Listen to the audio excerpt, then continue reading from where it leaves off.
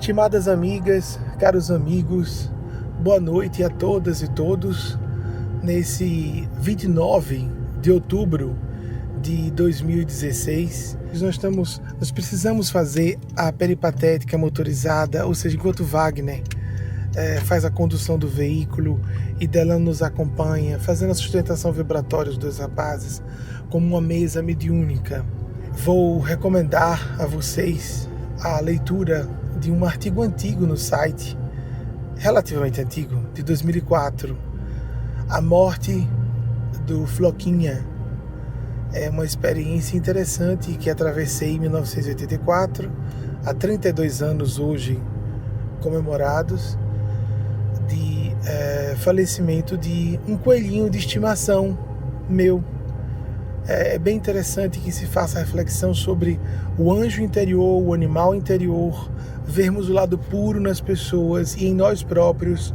Então recomendo a todas e todos lerem esse artigo. Quando nós perdemos alguém fora de nós, um ente querido, seja um ente querido humano, seja um ente querido animal, para quem tem animal de estimação sabe que, embora seja diferente, o afeto pode ser muito profundo, como se fosse um familiar.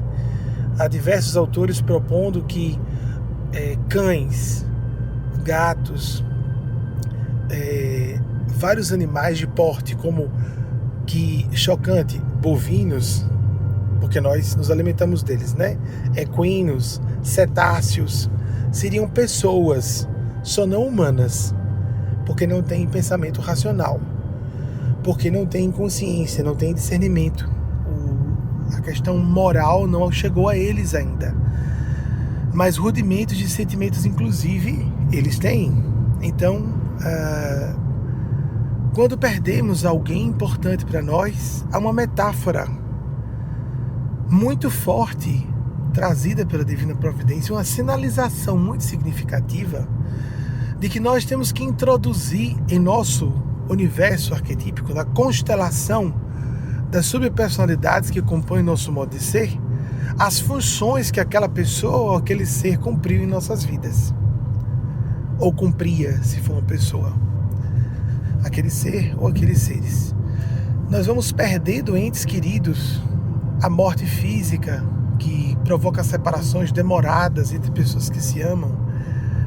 E isso é um fenômeno normal que acontece com todo mundo. À medida que os anos vão passando, todos nós vamos tendo mais e mais entes queridos desencarnados. A morte física vem como uma grande ceifadora de ilusões, para que nós não propriamente percamos aqueles afetos, mas para que nós tenhamos uma relação com eles, ou elas, mas afetos masculino, eles,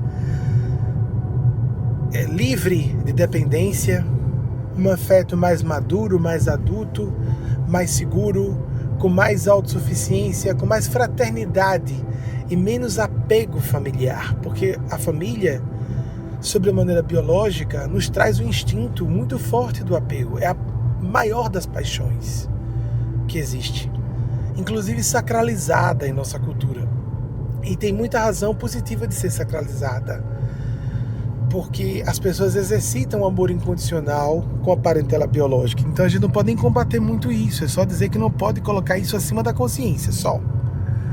Mas, por exemplo, na paternidade, na maternidade, as pessoas exercitam o seu lado mais espiritual, o seu sacerdócio de desinteresse mais irrestrito.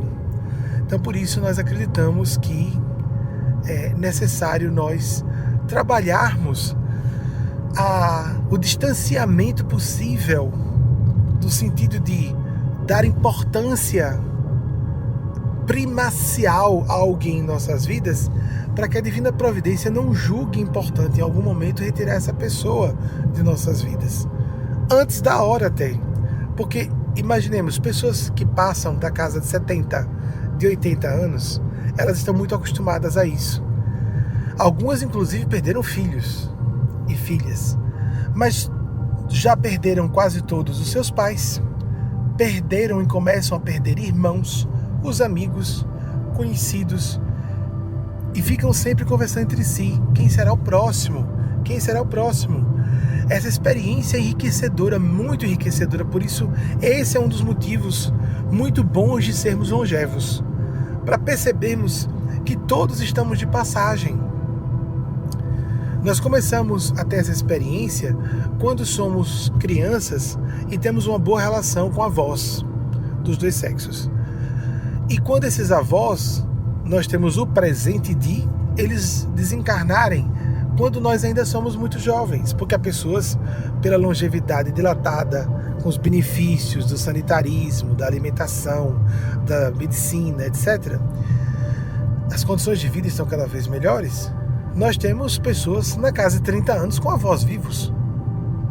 A última vez que eu me permiti ao velório foi de um amigo querido, que é familiar de outras vidas, que perdeu a avó na casa de 40 anos. A pessoa perdeu uma experiência muito forte, que é de desligar-se definitivamente durante uma encarnação, a não ser que excetuemos os contatos mediúnicos, perdeu um ente querido ainda na infância.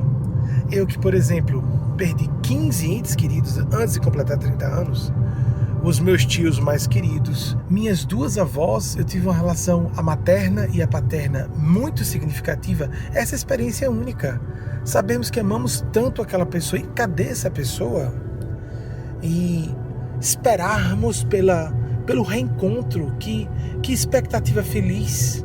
Começarmos a ver a morte como uma coisa boa, vamos nos reencontrar com os entes amados, porque o que dá consistência, propósito à vida são os laços humanos, o amor a seres humanos. E os nossos próximos, mais próximos, os íntimos familiares, sejam familiares biológicos ou não, por isso que eu incluí alguns tios e professores, desses 15 entes queridos, tinham amigas de infância. Entre as minhas pessoas mais íntimas na infância e adolescência, metade delas desencarnou. Outra metade sobreviveu. Mas foi impressionante como houve esse percentual alto de pessoas que eram importantes para mim na infância e na adolescência e que desencarnaram antes de eu completar 30 anos. O professor mais querido, professoras das mais queridas, colegas. Eu contei quando eu fui escrever sobre esse assunto, quando eu me dei conta disso, que eu tinha sido premiado por essa experiência. A tia que eu via como uma segunda mãe, eu perdi aos 14 anos. Ela tinha 50 anos na época. Já aquele tempo, isso em março de 1985, era considerado uma morte muito precoce. A pessoa morreu aos 50 anos. Foram experiências muito fortes e positivas nos efeitos a médio e longo prazos. Então, sugiro que nós refletamos sobre isso, sobre a importância da morte como um elemento que favorece-nos, que nos favorece e nos potencializa o aprendizado, o amadurecimento, respectivamente psicológico e espiritual, para que nos tornemos pessoas mais espírito e menos corpo, mais consciência, menos matéria e relações do mundo material. E observem que eu não ando entrando em contato com os meus entes queridos com frequência. Não ando mesmo. Raramente eu recebo visitas percebendo daqueles meus amados e amadas que desencarnaram há alguns anos. Porque depois dos meus 30 anos, eu não perdi muitos entes queridos para a morte física. Aí foi a experiência de perder entes queridos para outro tipo de morte, a morte moral. Quando a gente descobre que uma pessoa é mau caráter, que uma pessoa deixa de acreditar em nós, o inverso. Quando nós temos o colapso da relação de respeito recíproco. Essas experiências tinham acontecido antes dos meus 30 anos, mas foram muito significativas depois dos 30 anos. Foi outro gênero de experiências muito mais dolorosas. Eu considerei bem mais dolorosas. Porque quando perdemos alguém, já vi autores falarem isso também, quando perdemos alguém que amamos, e quando quando está tudo bem, nós temos uma experiência idealizada, temos uma expectativa feliz de reencontro para nós que acreditamos e sabemos que é real a vida após a morte. Mas quando não temos isso, quando temos a desgraça, a perda das expectativas, desgraça nesse sentido, o desgraçar da opinião, engraçado que saiu desgraça no sentido do inglês, quando nós nos escandalizamos com alguém e vemos que uma pessoa que nos parecia digna não era, um grande amigo comete uma grande traição, isso pode ser arrasador. Por exemplo, perder um cônjuge para viuvez pode ser uma experiência que nos embeleza a alma, nos faz surgir uma planta exótica e belíssima no jardim de nossos espíritos. Mas uma separação, um divórcio, pode, não necessariamente, porque há casais separados, que inclusive que partilham a parentalidade, filhos em comum, que são muito amigos e são exemplares nisso.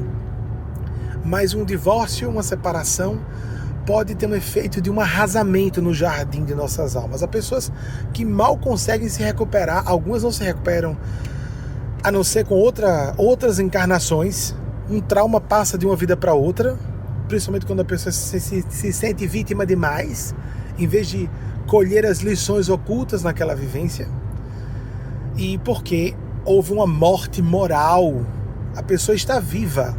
A pessoa está viva até na matéria. Nós sabemos onde está e ficou um buraco em nossos corações ou uma devastação no pomar ou no jardim de nossas almas. Mas vamos passar para outro tipo de morte. A morte situacional. A morte de pessoas não fora, mas dentro de nós. A morte de personalidades. A morte de subpersonalidades. A morte de identidades que supunhamos ser nossas, ou de posições sociais, econômicas, profissionais, acadêmicas, que considerávamos conquista feita. Então isso tudo já nos introduz no universo de reflexões bem mais cotidianas, de lembranças do que estamos vivendo hoje. Quem não atravessou ou não está atravessando agora, atravessou, todos atravessaram. É só prestar atenção que existem as grandes crises de mudança e as pequenas crises. Os ritos de passagem, rite d'entrée et de sortie, os ritos de entrada e de saída, como da adolescência, como da saída da faculdade, como da entrada na faculdade, como a de um casamento, como a de assumir um sacerdócio, esses ritos de mudança para coisas boas, essas mudanças boas, como falei, não é? Em princípio, a adolescência deveria ser boa, embora seja dolorosa, que é a saída da infância para a introdução na fase adulta, a do casamento, a sair da condição de um indivíduo descomprometido, afetiva, romântica, sexualmente, para uma pessoa comprometida. Isso pode para alguns ser uma experiência destrutiva ou negativa, inclusive para sua imaturidade sexual ou emocional. Mas todas as experiências que são realmente destrutivas no primeiro momento ou negativas no primeiro momento, elas não precisam continuar destrutivas em suas consequências, mas precisam, por nossa leitura, por nossa aplicação da experiência, devem se converter em experiências construtivas, ainda que originalmente negativas, como a perda de um emprego, a falência, a descoberta de que não se deve concluir uma faculdade e começar outra, a saída de uma faculdade, como foi o meu caso, e não recebeu o tão consagrado título de nível superior de instrução, que é considerado elementar hoje. Inclusive nós aprovamos, vocês veem como nós falamos com respeito dos títulos que as pessoas conquistam por mérito e esforço próprios. Então prestemos atenção que essas mortes, que são mortes de identidade no nível mais profundo agora. Julgava-me uma pessoa mais corajosa, estou me vendo acomodado ou acomodada, acovardada, acovardado. Ou presumia-me uma pessoa mais idealista, estou me vendo mais pessimista, etc. Essa quebra de ilusões, quando nós saímos da adolescência e avançamos para a idade adulta, sobremaneira, quanto mais velhos ficamos, mais nós nos desiludimos a nosso respeito na parte fantasiosa, egóica, de acreditarmos que podemos conquistar o mundo. O adolescente acha que vai conquistar o mundo e pode conquistar o mundo. Alguns, nem todos têm essas fantasias megalomaníacas, porque alguns, não poucos, têm fantasias inversas a essa, de que não valem nada e que não vão ter utilidade nenhuma nunca e que não têm direito ou merecimento a viver. E isso está muito comum na nossa civilização atormentada, pós-moderna, que só apresenta confusões no campo dos valores, da espiritualidade, da fé. Porque é uma crise de fé, de espiritualidade e de valores morais, exatamente porque as pessoas estão se sentindo sem razão para viver. Jesus fez referência a isso, a morte do homem velho para o nascimento do homem novo, a morte então da mulher velha para o surgimento da mulher nova, ou da pessoa que fomos para a pessoa que devemos ser. Então prestemos atenção para essas necessidades espirituais importantes nossas de transformação de vida. Então a necessidade psicológica, porque ficamos sufocados quando não estamos em processo de transformação espiritual, começamos a ficar aflitos, angustiados, começamos a sentir travas existenciais e sinalizações diversas que nos apontam para um renascimento. Quando rejeitamos atender esses sinais diversos, as crises existenciais vão aumentando. Se nós não ouvimos, não atendemos os sinais do fluxo, nós acabamos por sofrer consequências mais fortes, os sinais vão ficando mais dolorosos e assim, ou nós atendemos, ou nós começamos a primeiro adoecer emocionalmente, depois adoecer fisicamente, depois perder a vida física e podemos perder próximas encarnações, sem contar a situação difícil que ficamos do outro lado. O apego a convenções, o apego às conveniências, o apego às aparências, o apego às comodidades pessoais. Precisamos fazer morrer o passado para que o presente esteja vivo como função fértil, criativa para o futuro a que estamos destinados. Se nós não fazemos isso, nunca seremos felizes realmente. E nunca seremos felizes, que falamos aqui, em bases sólidas. Nunca seremos felizes de forma consistente. Não seremos felizes no sentido completo da palavra, a realização profunda do ser.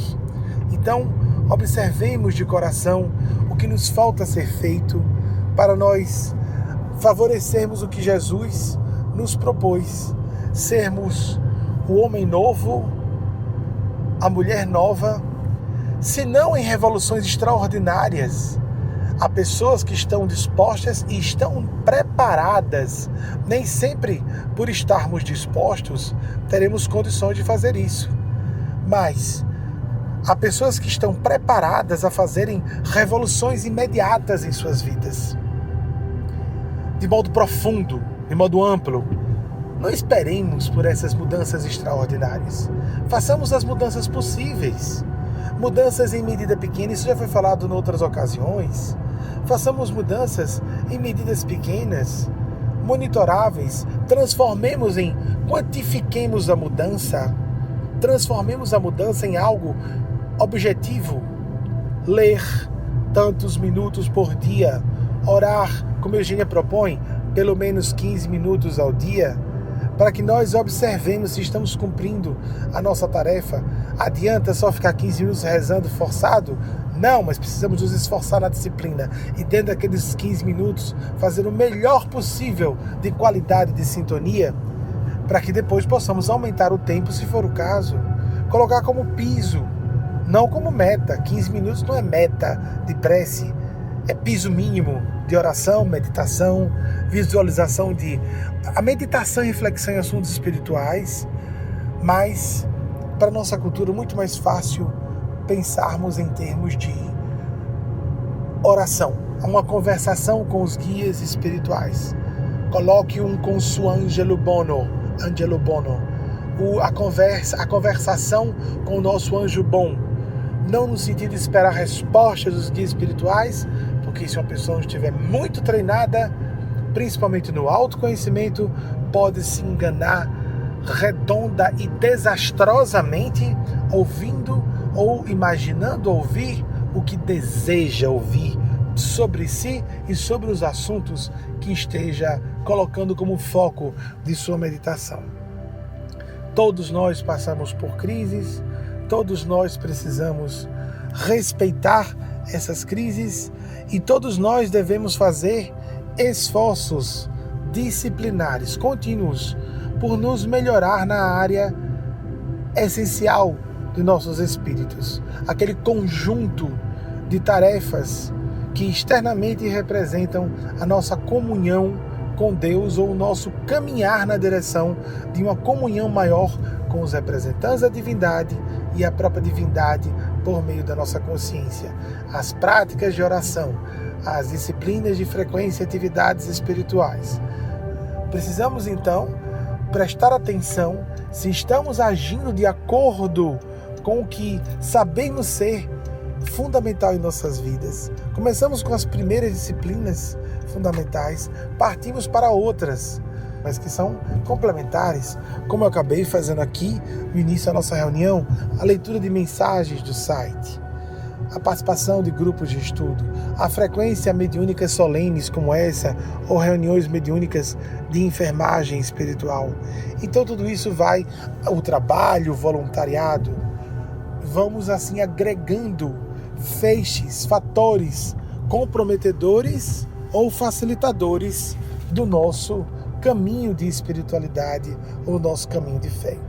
E necessariamente, quando nos comprometemos com uma causa, com um ideal, estamos falando de morte e renascimento, porque toda morte é um renascimento. Como nós pedimos, a pedido de um dos nossos guias espirituais, eu estava em estado de meditação no início do meu dia de trabalho, ainda nem tinha me levantado. Foi uma primeira meditação antes de sair da cama. Ele disse, no final das projeções do filme, coloque fim e um novo começo e um novo início, porque todo fim representa um início. Isso é um jargão. Eu sei que é clichê, mas certos clichês são princípios universais de sabedoria que ficamos entediados em ouvir de novo porque estamos aplicando mal. Precisaríamos absorver bem aquilo que nós já ouvimos tanto. Ouvimos muito porque é tão importante que nos volta sucessivas vezes por vários meios, por várias pessoas, não só meios porque às vezes é um livro, às vezes é uma aula, ou um professor, ou um inimigo, ou alguém que nós respeitamos muito, alguém que nós desprezamos. Vamos falar como essa. Todo fim é um início, toda morte é um renascimento. E a morte situacional deve ser um renascimento. Um compromisso precisa ser uma morte. É o caso, por exemplo, a pessoa se comprometer com um trabalho, com uma profissão, ela vai ter que sacrificar certas áreas de sua vida, certa liberdade de tempo. O seu tempo livre será estreitado, porque ela estará mais dedicada ao seu trabalho profissional. Nós podemos dizer a mesma coisa em relação ao compromisso afetivo. Se uma pessoa se compromete a um relacionamento, se compromete com uma pessoa, ela precisará renunciar às outras alternativas, às outras possibilidades de destino para ela. Lembrando-se do conceito de Eugênio do início de 1994. Nós precisamos experimentar a renúncia. Renúncia, o que é renúncia? Escolha, seleção. Nós fazemos escolhas, tomamos decisões várias vezes durante o dia. Nós é que não nos damos conta com clareza disso às vezes. Todos nós fazemos escolhas e toda escolha implica renúncia às outras possibilidades. Nós não podemos querer tudo ao mesmo tempo.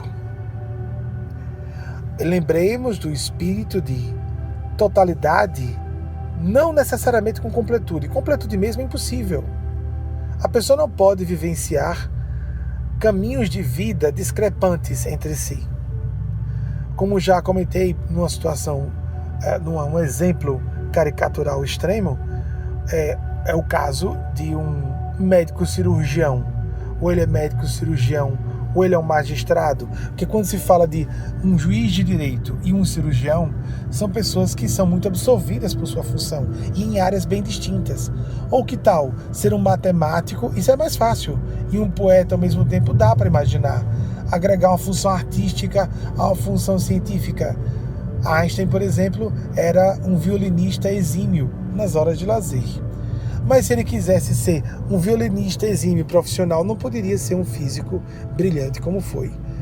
Nós temos que optar por um caminho.